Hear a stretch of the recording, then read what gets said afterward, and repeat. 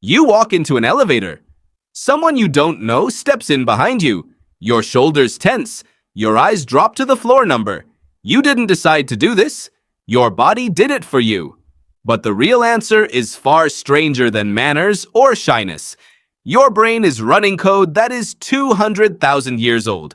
It was never updated for elevators, or offices, or crowded subway cars. It still thinks every stranger might be a predator. And in a way, it's not wrong to think that. It's just wrong about the century. Think about the last time you locked eyes with someone you didn't know on the street. Did you look away first? Most people do.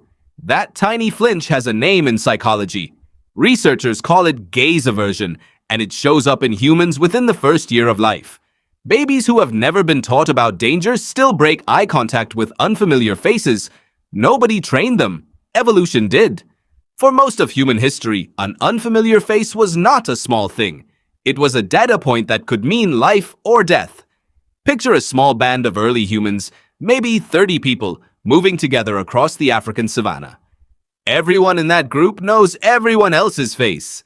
Everyone knows their walk, their smell, their voice. That familiarity was survival. A stranger walking toward the group could be another wanderer looking for food, or they could be a scout from a hostile band, checking your numbers, checking your weapons, checking whether you were worth attacking. There was no way to know in advance. So the safest assumption became the default one. Treat the unknown as a threat until proven otherwise. This is where anthropologist Sarah Hrdy's research on early human cooperation becomes useful. She studied how small hunter-gatherer groups survived and found something counterintuitive. Trust wasn't automatic. It was earned slowly, through repeated contact, shared meals, shared labor. A new face had to prove itself over weeks or months before the group's guard came down. Your brain still runs that exact same math. Except now the new face is a barista, or a coworker on their first day, or the person sitting next to you on a plane for 6 hours. Here's the strange part. Your nervous system cannot tell the difference between a genuine threat and a socially unfamiliar person. Both trigger the same cascade: a faster heartbeat, shallower breathing, a subtle spike in cortisol. Your body is preparing you to fight, or run, or freeze, over someone who just wants to know if the seat next to you is taken. Why would evolution build something so clumsy? Because for almost the entire span of human existence, being clumsy about strangers cost far less than being wrong about a real threat. If your ancestor tensed up around a harmless traveler, they wasted a few minutes of unnecessary stress. If your ancestor relaxed around an actual raiding party, they didn't get a second chance to learn from the mistake.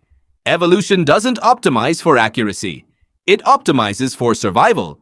And an overcautious brain, even a wrong one, survives more often than a trusting one. This bias has a formal name in psychology. It's called the negativity bias, first documented extensively by researchers including Paul Rosen and Edward Roisman. Their work showed that negative information, negative faces, negative possibilities all carry more psychological weight than positive ones of equal size.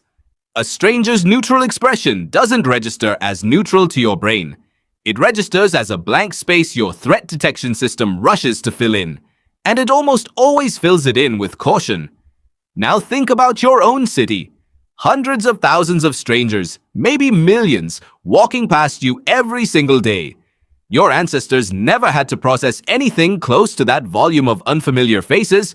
Their entire lived experience might involve meeting a few hundred new people across an entire lifetime. You meet that many in a single commute. Your brain wasn't built for this density of strangers, so it does something interesting to cope. It starts treating categories the way it once treated individuals. Instead of assessing each face on its own, it leans on quick, crude groupings. Familiar clothing, familiar accents, familiar body language. This is a shortcut, a way to reduce an impossible cognitive load down to something manageable. But shortcuts built for survival don't always serve you well in a modern, interconnected world. They can calcify into something uglier. Suspicion toward entire groups instead of individuals. Assumptions made in half a second before a single word is spoken. This is not a flaw unique to any one person. It is a feature of the software every human is running. There's a reason cities can feel simultaneously crowded and lonely. You are surrounded by people, yet your nervous system treats almost every one of them as an unresolved question. Are they safe? Are they a threat? Your brain asks this thousands of times a day, mostly with,